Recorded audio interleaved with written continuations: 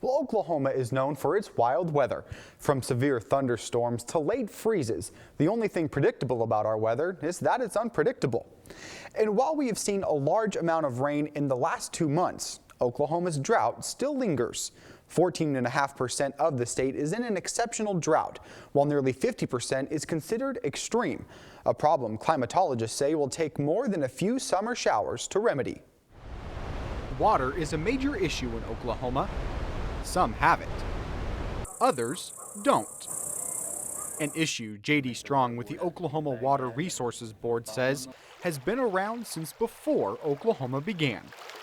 Oklahoma in so many ways is really the crossroads of America. We're where east meets west.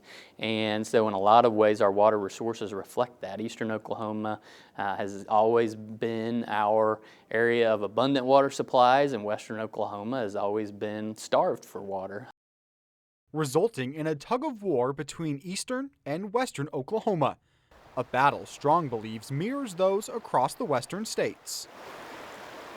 I think the obstacles we face are not any different than any other place on the planet, really. Folks are always concerned that if any water leaves their area, that they're going to need it someday. And while drought has taken its toll on western Oklahoma farmers, as a whole, the state has received an average of 5.5 inches of rain in the last 2 months. And while many are glad to have the moisture, Regional Drought Information Coordinator Viva DeHaza says too much water too fast may create more problems for farmers.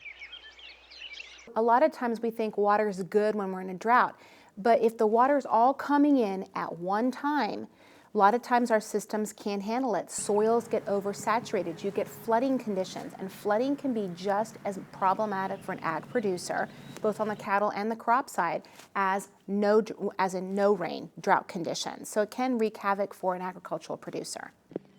Yet extreme dry and wet conditions are not the only thing plaguing Oklahoma agriculture. DeHaza says climate change, while controversial, will affect the growing patterns of our staple food sources. If we are adding more days of above 102-degree temperatures, if we are adding more nights of temperatures that are higher than 75 degrees, then we're talking about the life cycle of the plants that we have grown to rely on for food crops, wheat, corn, sorghum, whatever else is grown in these regions in the southern plains. Those life cycles are being interrupted. They are being, there's hampering going on with when they go to seed, when they hit certain stages of development. Those temperatures are vital. How those temperatures come in, how often we stay in those temperatures are vital to how those crops meet those benchmarks within their development phases that could cause problem for crops. Something DeHaza says could change what and how farmers produce our food. We could be looking at needing to look at different types of crops, growing them in different ways, timing the growing of those crops. It could change how producers have been doing business for a long time. And whether it's water issues or climate change, both Strong and DeHaza say we must get ready for a new normal. That we're not quite prepared for the worst, and so I think going forward, it behooves us to work with our water providers and our water users across the state of Oklahoma to make sure we're prepared for the worst.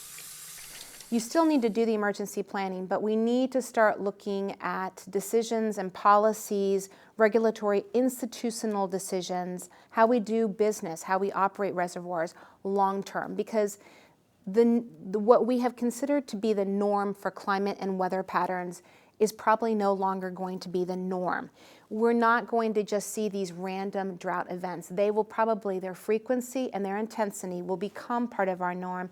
Hence, we need to start shifting to looking at better ways to plan, better ways to become resilient to these events.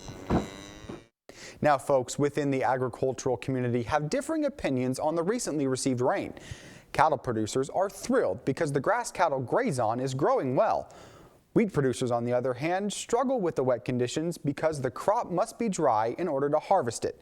However, Gary McManus with the National Weather Service says to improve long-term drought conditions, it will require a multi-season, above normal rainfall here in the Sooner State.